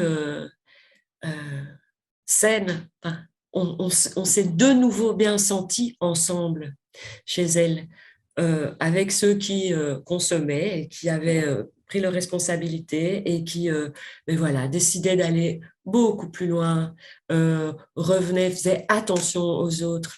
Il y a quelque chose qui a vraiment changé dans la mentalité, dans cette responsabilisation personnelle et collective. C'est vraiment les deux qui ont un petit peu, enfin voilà, qui se sont mis dans l'axe, quoi, j'ai envie de dire. Et, et donc, ben voilà, ça c'est des suites directes, les quelques mois qui ont suivi et puis voilà. Dans notre posture d'animateur triste qui restons, ben voilà, les outils sont là et les outils sont utiles, ils sont, voilà, ça c'est resté. Et ben, du coup, avec le, voilà, la post-Covid, il y a et avec les contacts qu'on a ici pour le webinaire, il y a déjà un animateur qui va faire la prochaine formation avec Prospective Jeunesse parce qu'on en reparle et puis on va dans le passé. Hein, donc, c'est aussi un truc, c'est ah oui, il y a eu ça, ah vous vous êtes posé ces questions-là, ah oui, et comment vous avez pratiqué. Et donc, du coup, on revient avec toute source vécue, on essaie de le partager. Et puis, ben moi, la seule chose que j'ai dit, mais vas-y, fais la formation prévention des risques parce que, voilà, ici, pour le moment, on n'a plus de problèmes. Il y a une gestion c'est très bien. On est aussi après Covid, il y a moins de fréquentation de toute façon, mais on n'a pas de problème. Il ne faut pas attendre d'avoir des problèmes pour se former. Il ne faut pas attendre d'être dans le trou ou d'avoir des problèmes de voisinage pour se former à des outils. Et ça, c'est valable pour tout. C'est valable vraiment pour tout quand on veut vivre un lieu inclusif. Voilà. C'est vraiment très important. Voilà. Merci Isabelle pour ce message que voilà, on peut dire que c'est un peu un message de fin, ce message de prévention qui est vraiment voilà vraiment l'approche voilà qu'on adopte et enfin en tous les cas qu'on adopte pour avoir ce résultat, cet impact que tu partages aujourd'hui. C'est vraiment ça l'idée et ça a été voilà un accompagnement très très riche. Et donc, on voit bien, donc par rapport aux 3 points d'attention, on voit bien ici que la place du jeune, en fait, il a été, finalement, on a misé sur l'expertise du jeune, on a misé sur l'expérience des jeunes, l'expérience qu'ils ont des consommations, l'expérience qu'ils ont aussi en tant que non-usagers, mais l'expérience qu'ils ont aussi de vie, de ce lieu, de cette maison de jeunes. Et donc, on a pris ça en compte, on est vraiment parti de leur vécu. Et donc, on leur a donné une place vraiment centrale dans ce processus. On s'est un peu distancé des produits, comme on l'a dit, puisque voilà, ça n'a pas été, c'est pas tellement ça la question, même si elle est venue à un moment, mais voilà, comme dit Isabelle, aujourd'hui, il y a quelque chose d'apaisé à la maison de jeunes, où tu dis en fait, c'est plus un problème. C'est bien sûr pas que les jeunes ne consomment plus, on est bien d'accord, mais peut-être qu'ils consomment autrement, ou peut-être qu'il y a voilà, de l'apaisement dans l'équipe qui fait que le dialogue est possible, et qui dit dialogue dit peut-être voilà, un climat institutionnel beaucoup plus serein. Et ça, c'est vraiment l'idée. Et après, je dis par rapport à qu'est-ce qui fait prévention dans toute cette démarche, puisqu'on n'a pas organisé des séances sur le danger des produits, le sensibiliser au risque, voilà, comme je disais, hein, le rappel du cadre légal, je ne sais pas moi, ou de faire venir des personnes qui témoignent de leur toxicomanie. On n'est pas là-dessus. On n'est pas là-dessus. On a vraiment travaillé sur les compétences des jeunes, sur vraiment leur capacité à agir sur les conditions de leur santé. Donc c'est vraiment ça, c'est vraiment leur pouvoir agir. Qu'est-ce que je peux faire dans mon milieu de vie qui va faire prévention? Et donc, on est vraiment sur leur cadre et leur donner la possibilité d'avoir, et c'est ça qui, en promotion de la santé, va faire prévention. On renforce ces compétences-là. Voilà. Alors, on peut, pour moi, clôturer ici. Sauf Isabelle, si tu veux rajouter quelque chose. Monica, je ne sais pas si tu es OK avec ça. Il y a encore des questions. Il y a des questions, voilà, tout à fait. Alors, est-ce qu'il y avait toujours une trentaine de jeunes présents à cette journée? Les parents ont-ils eu une place dans ce projet? Et si oui, de quelle manière? Une bonne question. Donc, ils étaient toujours aussi nombreux, mais voilà, un petit peu différent de le panel là. Et c'est la maison des jeunes. Voilà. Donc, les parents, il y a des parents qui viennent et qui parfois viennent voir la MJ pour voir qu'est-ce qui se passe et où est-ce que leur fils ou leur fille reste beaucoup et voit avec quel type d'adulte il reste. Et voilà, la communication, elle se fait à ce moment-là. Et puis, il y a des mères, surtout des mères, qui viennent et qui s'inquiètent de la consommation de leur enfant, qui est tout à fait consciente qu'il consomme, que ça peut avoir une place dans sa vie, mais que elle s'inquiète. Et il y a des gens, il y a des mères qui nous ont demandé, mais c'est quoi votre position là-dessus? Et donc, quand on fait ce type de travail et bah ça doit être du vécu pour pas mal d'entre vous, mais ben voilà, quand on a fait une expérience et un trajet comme ça avec Prospective Jeunesse, on a de quoi répondre. Et on n'est pas non plus comme ça pris au dépourvu. C'est pas du personnel, ça devient l'institutionnel, ça devient une position collective, commune, ça devient une position d'équipe, ça devient quelque chose qui est défendu et qui est défendable de dire nous, ici, on conscientise, on sensibilise, on informe, on parle ensemble, on parle de la place que ça prend pour lui ou elle. Et voilà, c'est déjà, c'est pas nous, on va pas, on n'est pas leurs parents non plus, on n'a pas les impacts identiques. Euh, Expliquer à un jeune ou une jeune que voilà, il est tout le temps occupé à faire un choix et que il y a moyen d'aller jusqu'à une zone confortable, épanouissante, et qu'il y a des moments où si tu dépasses un peu cette zone, eh ben peut-être que ça va peut-être être moins facile pour toi. Une période comme ça, mais tu sais, ça veut dire que tu commences à un petit peu, ben, voilà, parler des limites qu'on se fixe avec des produits ou des consommations ou ces addictions en question enfin voilà. C'est comme ça qu'on parle. Il n'y avait pas de parents pour répondre clairement à la question. Alors, la question du mésusage, quid du mésusage d'alcool? De nouveau, on redit, hein, on n'a pas focalisé sur l'alcool, le cannabis, le Xanax, on n'a pas fait d'informations spécifiques en produits, hein, on redit, hein, voilà.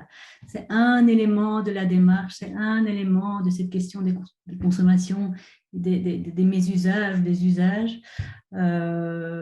Donc, je pense qu'on n'a pas abordé ces questions-là. Elles auraient pu émerger, on en aurait fait quelque chose, ça aurait pu sortir, mais le travail n'est pas centré sur ça, sur cet aspect-là. Alors, est-ce que dans votre maison de jeunes, avant ces journées, dans le règlement, l'usage de drogue avant l'accueil ou à l'accueil est interdit? Le règlement d'ordre intérieur a-t-il changé après ces journées? On en parle simplement plus ou est-ce tout de même indiqué mais différemment? Est-ce qu'il y a eu un changement dans le règlement, le règlement sur papier, hein, ou... Oui. Donc, ben, le avant, il y avait pas, c'était pas spécifié, tout simplement, parce que voilà. Ici, on a commencé à faire notre fameuse travail de charte avec les jeunes en week-end de réflexion, et ça n'est pas apparu en tant que tel. Donc, on est parti avec une quinzaine de jeunes en week-end de réflexion. On a travaillé sur, mais voilà, comment on voulait de nouveau cette maison de jeunes avec des nouvelles et choses comme ça. Et comment, de nouveau, travailler sur le vivre ensemble. C'est des questions récurrentes de toute façon. Donc, à nouveau, il y a pas cette... il y a parler d'un produit, parler de consommation ou parler comment est-ce qu'on peut de, de manière d'être qui serait stigmatisante d'une manière ou d'une autre, même si on en parle de manière positive, mais de l'inscrire, très particulier. Par contre, on va parler ensemble de la bienveillance, du vivre ensemble, de comment quelle valeur on veut pour notre maison. Et donc, l'inclusion, ça en fait partie très fort. Et donc, du coup, voilà, c'est quelque chose... ça n'aboutit pas à l'usage de drogue est strictement interdit à l'intérieur de la maison des jeunes. Voilà. Je ne pense pas qu'on ait cette volonté aussi. Ce n'est pas une question de ne pas être clair ou pas clair, c'est une question enfin, peut-être pour nous, pour l'instant, ça n'a pas sa place dans notre règlement d'ordre intérieur parce qu'on veut être en lien et en contact avec les gens aussi par rapport à cette question-là, simplement. Une question plus de lieu safe est beaucoup plus importante pour nous dans notre règlement d'ordre intérieur et dans notre charte que des problématiques. Voilà. C'est aussi peut-être un point de vue, un angle d'approche. Ce n'est pas mal. Hein. C'est pas ça du tout que ça veut dire. C'est notre angle d'approche, voilà, de ne pas l'inscrire. Ok. Alors, il y a quelqu'un qui s'interroge sur le travail individuel, hein, qui sont essentiellement dans du travail individuel avec les jeunes. C'est sûr que l'expérience qu'on vient de partager, ben, elle est collective. Alors, comment est-ce qu'on aborde? Alors, moi, je vais peut-être répondre à cette question.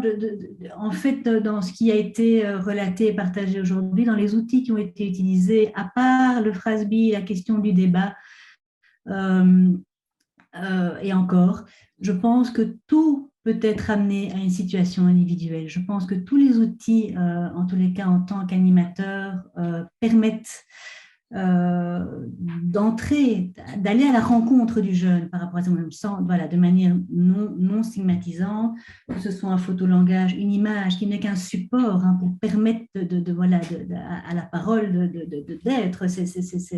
Et on peut partir de là, partager ces représentations, dire aux jeunes ses inquiétudes, ses peurs, et les confronter aux réalités du jeune, hein, qui n'est sans doute pas là-dedans, mais ça peut se faire en individuel. La question du triangle, la question de cette approche complexe et multivariée des usages, c'est un outil qu'on peut, en tant qu'animateur, intégrer, qui permet, comme l'a dit Isabelle, hein, elle, dans le dialogue qu'elle met en place avec les jeunes, il repose sur ces outils qu'elle a acquis, qui sont des outils qui ont été travaillés en collectif. L'échiquier, c'est un outil qui s'est utilisé en individuel et qui fonctionne très bien, même dans le cadre d'un suivi d'un jeune. Hein. Donc, on a nos collègues à Prospective Jeunesse du service de consultation, nos collègues psychologues l'utilisent hein, pour essayer de recréer avec le jeune toutes ces cases qui peut-être auraient disparu parce que la consommation, à un moment donné, prend trop de place. Et comment est-ce qu'au fil du temps, hein, on revient à ce qu'on voilà, à ce qu'on aime faire, à ce qui nous faisait plaisir, à ce qui pourrait nous faire plaisir, qui pourrait répondre à tous ces besoins-là. Donc voilà, donc je pense que ça peut servir l'individuel aussi. Alors, y a-t-il...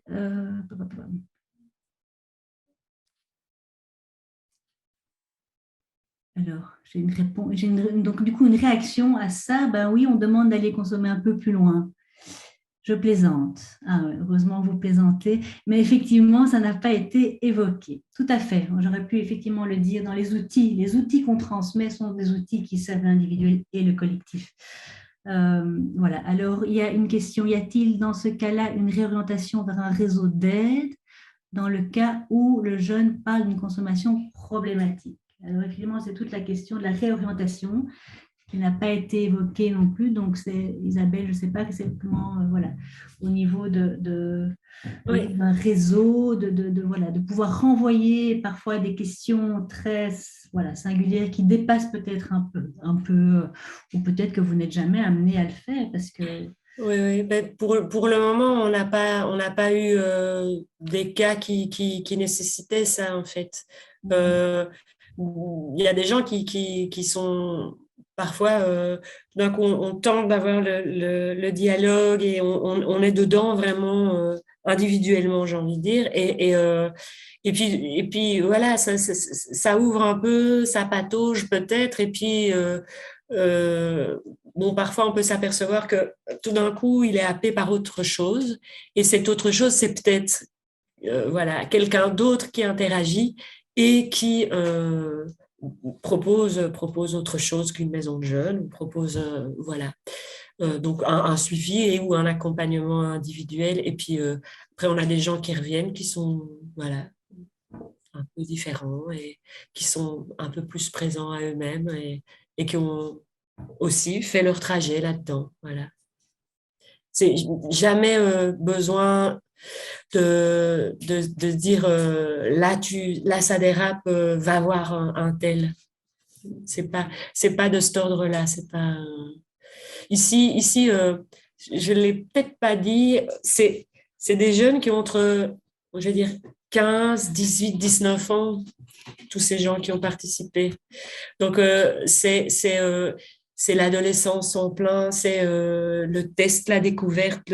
C'est rarement des gens qui sont dedans depuis longtemps et avec qui on sent que ça fait des hauts et des bas et qu'en même temps, ça leur fait du bien d'être avec des gens différents et ils ne cherchent pas à influencer qui que ce soit là-dedans. Ben, vraiment, c'est voilà. L'âge là-dedans est peut-être aussi un facteur, le fait que ce ne soit pas des cas qui sont plus où on se sentirait pas savoir quoi faire. Voilà. Ok. Alors, il reste. Donc, il y a encore une question. Pourquoi ne pas créer une collaboration avec des personnes outillées pour ces problématiques de conso? En tant qu'ex-consommateur, je ressens quand même un peu que le problème est évité.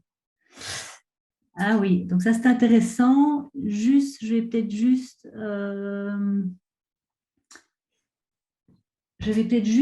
redire un principe, voilà, de nouveau, hein, voilà, qui est quand même, qui fonde un peu nos interventions, hein. Donc, l'idée ici, pour nous, acteurs de deuxième ligne, hein, donc prospective jeunesse, où on accompagne des professionnels, c'est vraiment d'autonomiser les équipes par rapport à ces questions-là. Et c'est justement de dire, en fait, vous êtes acteur de prévention, même si ce n'est pas toujours conscientisé. Et je pense que là, on touche voilà, à l'objectif général de cette campagne, c'est de dire, voilà, peut-être qu'on sent, peut-être qu'on pense qu'on n'a pas l'expertise parce qu'on n'est pas spécialiste de la consommation, qu'on n'est pas voilà, expert de ci, qu'on n'a pas l'expérience de. L'idée, c'est vraiment de dire, en fait, ça se passe pas que par ça ne passe pas que par cette expertise-là. Ça passe à faire tout ce qu'on a ici partagé aujourd'hui. Et donc, c'est de dire, je pense qu'Isabelle l'a très bien dit, on fait prévention, on essaie de sortir de ces situations d'urgence, ces situations un peu aiguës qui nous mettent dans des états d'émotion, de crise, voilà. Et on essaye de travailler à installer, pérenniser une posture collective, des réponses qu'on a construites ensemble et qui permettent de ne peut-être pas chaque fois aller appeler des services en pompier pour éteindre l'incendie. Donc, c'est vraiment ça l'idée. Et c'est ça, cette idée, elle est vraiment très, très, très, très importante en prévention des assuétudes, en promotion de la santé. C'est vraiment ça notre travail. C'est d'outiller des professionnels qui encadrent les jeunes au quotidien. Et c'est tout ce qu'on, je pense, on a partagé aujourd'hui. Je ne sais pas si Isabelle, tu veux rajouter quelque chose? Non, voilà, c'est très clair, c'est très juste. Patricia avait encore une question de Valérie qui était posée au début du webinaire. Sur Oui, tout à fait. la communication extérieure. Je ne sais pas si vous avez des choses à partager. Oui. Isabelle, je ne sais pas si tu veux répondre. C'était la question Oui. sur quelle communication par rapport à l'environnement qui effectivement appelle à... Oui, tout à fait. Alors, voilà, les voisins, l'entourage, c'est aussi un groupe à part entière. Donc, il y a les jeunes qui viennent, qui sont dans des petits groupes avec ceux qui consomment un peu, voilà, ceux qui consomment pas. Et puis, les voisins, l'entourage, c'est aussi un groupe. Et donc, si il y a Ici, nous, on n'a pas de voisins.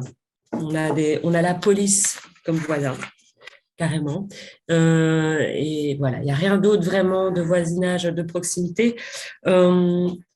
Donc, moi, ce que j'aurais envie de dire, c'est, je ne sais pas si ça s'est déjà testé avec Prospective Jeunesse, mais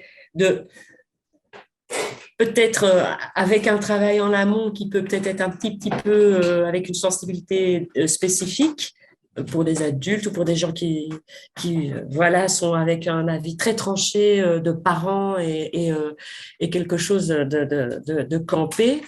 Je crois qu'il y a d'abord un petit quelque chose à travailler, que j'imagine que pas mal d'animatrices de maisons de jeunes font au quotidien et travaillent avec autant des parents, des personnes et des voisins, voilà, comme ça. Et puis tout d'un coup, se dire, le vivre ensemble, il va aussi au travers des murs, quoi. Il va au-delà des murs à un moment donné. Donc, peut-être, à un moment donné, refaire des rencontres justement avec de nouveau pas faire du conflit, mais de nouveau au travers des outils comme l'échiquier et comme le modèle Trivarier, là, le fameux la substance, la connaître, l'état d'esprit et le contexte. Mais voilà, tout ça, ça fait ouvrir les yeux à des adultes sur leur manière de vivre et sur leur représentation et sur la représentation du coup de ce lieu qui s'appelle maison de jeunes, centre de rencontre, ou enfin voilà. Ça c'est mon point de vue. Donc si peut-être j'étais confrontée à ce type de problématique avec des voisins ou avec la ville, enfin voilà, nous on a les gens de la ville, ils nous laissent, ils nous font confiance, quoi. Et ils entendent qu'il y a des problèmes aussi. C'est pas ça, hein, c'est pas, ils ont entendu qu'il y avait des problèmes. Mais heureusement, ils nous font confiance et ils peuvent venir. Hein, voilà, ils peuvent venir en parler aussi. Il n'y a pas de souci. Ok. Merci Isabelle. Je pense qu'on va tout doucement conclure parce qu'il est 11h53. Voilà Monica qui réapparaît pour la conclusion. En tous les cas, moi, je voulais vous dire merci à tous pour votre participation. Encore merci à Isabelle pour cette collaboration qui a vraiment été très, très, très, très agréable et très, très riche. Et voilà, je laisse Monica à la manœuvre. Oui, merci à vous deux et j'espère que voilà, les informations, le partage d'expériences a fait écho auprès des participants dans le cadre de leur milieu professionnel. Je voulais juste dire un petit mot pour prévenir qu'en vous déconnectant, vous serez invité à répondre à une courte enquête. Il y a trois petites questions. Donc voilà, je vous remercie d'avance de nous donner votre feedback sur ce webinaire. Ce sera voilà, intéressant pour nous pour la suite. Et de rappeler qu'il y a encore deux autres webinaires programmés en juin, plutôt sur le secteur social et l'insertion socio-professionnelle. Donc voilà, donc n'hésitez pas à vous inscrire ou d'en parler autour de vous. Et puis nous, on reviendra en septembre avec de nouveaux webinaires au programme. Voilà, donc n'hésitez pas non plus à vous abonner à la newsletter pour être informé des actualités dans le cadre de la campagne. Merci et à bientôt. Au revoir. Au revoir.